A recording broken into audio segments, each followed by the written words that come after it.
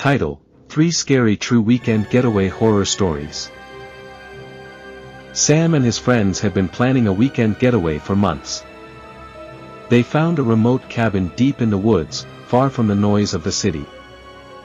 It seemed like the perfect spot to relax, disconnect, and enjoy some time with nature. The cabin itself was rustic but cozy, surrounded by towering trees. There was no cell service, no Wi-Fi, just pure isolation, which was exactly what they wanted. They arrived on a Friday afternoon, excited for the weekend ahead. As they unpacked, the sun began to set, casting eerie shadows through the forest. A thick fog rolled in, blanketing the area in a strange silence. But none of them paid it much attention, they were too busy laughing and settling in. That night, as they gathered around the fireplace, Sam noticed something strange outside the window. A figure, barely visible through the fog, was standing just at the edge of the woods. He squinted, trying to get a better look, but when he blinked, the figure was gone. "Did anyone else see that?" Sam asked, his voice shaky. His friends laughed, brushing it off as his imagination playing tricks. But Sam couldn't shake the feeling that something wasn't right. Later that night, after everyone had gone to bed, Sam was jolted awake by a sound. A soft tapping, like someone knocking on the window. He sat up in bed, his heart pounding, listening carefully. There it was again, tap, tap, tap. He slowly pulled back the curtain, and his blood ran cold. The figure was standing just outside his window, its face obscured by the fog. Sam jumped out of bed, waking his friends in a panic. But when they rushed outside, there was no one there. Only the dense fog, swallowing the forest in silence. The next morning, Sam's friends tried to convince him it was just a dream. But Sam knew what he saw. He spent the day on edge, his eyes constantly scanning the tree line. As night fell again, the unease grew. And then, just after midnight, the knocking returned, this time louder, more insistent. Tap, tap, tap. The friends, now all awake, gathered in the living room, fear gripping them. Suddenly, the door to the cabin swung open on its own, and the cold, foggy air rushed inside. Standing in the doorway was the figure, its eyes glowing faintly in the dark. Without a word, it stepped inside, and the lights flickered. In the dim light, they could see it clearly now, a tall, gaunt figure with hollow eyes and a twisted smile. They froze, too terrified to move, as it glided toward them. But just as quickly as it appeared, it vanished, leaving only the sound of the wind howling through the trees. The friends didn't stay to find out what it was or why it came. They left the cabin that night, abandoning their weekend getaway and swearing never to return. To this day, Sam can still hear the tapping in his nightmares. Rachel and her boyfriend, Tom, had found a charming lake house for a weekend escape. It was a quaint, old-fashioned home sitting on the edge of a serene lake, surrounded by trees. The listing described it as peaceful and secluded, the perfect romantic getaway. When they arrived, the place seemed beautiful at first. The house had large windows that overlooked the lake, and the water shimmered under the afternoon sun. But as the evening crept in, the house began to feel different, darker, colder, and somehow, unsettling. Rachel couldn't shake the feeling that they weren't alone. There was something about the house that seemed off, like it was watching them. Tom, however, laughed off her concerns and reassured her that it was just nerves from being in such a remote place. That night, as they sat on the deck watching the stars, Rachel heard a soft voice whisper her name. She looked around, but no one was there. "Did you hear that?" she asked Tom, her voice trembling. Tom shook his head, telling her she was imagining things.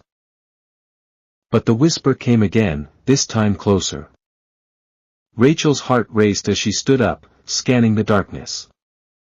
"Rachel," the voice hissed, sending chills down her spine. Panicking, she grabbed Tom and insisted they go inside. They locked the doors and windows, but Rachel couldn't shake the feeling of being watched. Something, or someone, was out there, and it knew her name. Later that night, as they lay in bed, Rachel was awakened by a strange noise. It sounded like footsteps, slow and deliberate, pacing outside their bedroom door. She nudged Tom awake, whispering in fear, "Do you hear that?" This time, he did. The footsteps grew louder, circling the room, and then, silence. Tom jumped out of bed, opening the door, but there was no one there. Just the stillness of the empty hallway. Suddenly, the sound of splashing water echoed from the lake outside. They rushed to the window, only to see ripples spreading across the surface of the water, as if someone, or something, had just emerged. But there was no sign of anyone. Rachel was terrified, but Tom tried to stay calm. Maybe it was an animal, he suggested, though his voice betrayed his own fear. They decided to leave first thing in the morning, but the night was far from over. As they tried to sleep, the whispers returned, this time louder, more urgent. "Rachel," the voice called, clear as day now. It seemed to come from inside the room, though there was no one there. Suddenly, the bedroom door slammed shut on its own, and the windows rattled violently. The house seemed to come alive with a sinister energy, and Rachel knew they had to leave. They grabbed their things and fled the lake house in the dead of night. As they drove away, Rachel looked back one last time and saw a shadowy figure standing by the water's edge, watching them. The next morning, they reported the strange events to the owner, only to learn the dark history of the lake house. Years ago, a woman had drowned in the lake under mysterious circumstances, and ever since, her spirit was said to haunt the property, calling out to anyone who stayed there. Rachel and Tom never returned. The house still stands by the lake, but no one stays for long. Lila and her group of friends had rented a cottage in the countryside for a relaxing weekend. It was an old, charming place, tucked away in a quiet village. The rolling hills and sprawling fields made it feel like they had stepped into a peaceful dream. But the cottage itself had a different energy. From the moment they arrived, Lila felt uneasy. The walls seemed to whisper in the wind, and the shadows inside the house felt darker than they should. Her friends, however, were excited, brushing off her concerns. They unpacked, started cooking, and laughed as the evening wore on. But Lila couldn't shake the feeling that something wasn't right. Later that night, as they sat around the fire, strange things began to happen. The lights flickered, and the temperature in the room dropped suddenly. One of the friends, Jake, laughed nervously. "Must be an old house thing," he said, though his voice was unsure. Then, without warning, the fire in the fireplace extinguished itself, plunging the room into darkness. Lila's heart raced as her friends scrambled to turn on their phone flashlights. In the dim light, Lila saw it, a shadowy figure standing in the corner of the room, watching them. "Who's there?" one of the friends called out, but there was no answer. The figure didn't move, it just stood there, motionless, its face obscured by the darkness. Panicking, they all ran upstairs to their rooms, locking the doors behind them. But the feeling of dread only intensified. Lila heard faint whispers through the walls, like someone, or something, was trying to speak to them. As the night dragged on, strange noises filled the house. Footsteps echoed through the halls, doors creaked open and shut on their own, and objects moved as if guided by invisible hands. Lila's fear reached a breaking point when she saw writing on the bathroom mirror, foggy letters that spelled out, "Get out." The friends gathered in the living room, terrified and unsure of what to do. Suddenly, the front door creaked open by itself, revealing the dark, moonlit countryside beyond. It was as if the house was telling them to leave. Without hesitation, they grabbed their bags and fled into the night, leaving the cottage behind.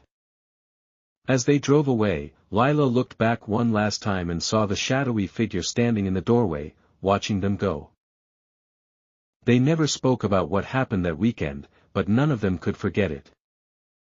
To this day, the cottage remains rented, but every tenant reports the same strange occurrences: footsteps in the halls, whispers in the walls, and the figure that watches from the shadows. Moral of the stories: sometimes, the most peaceful places hide the darkest secrets. Always trust your instincts when something feels off, and remember, some places were never meant to be disturbed.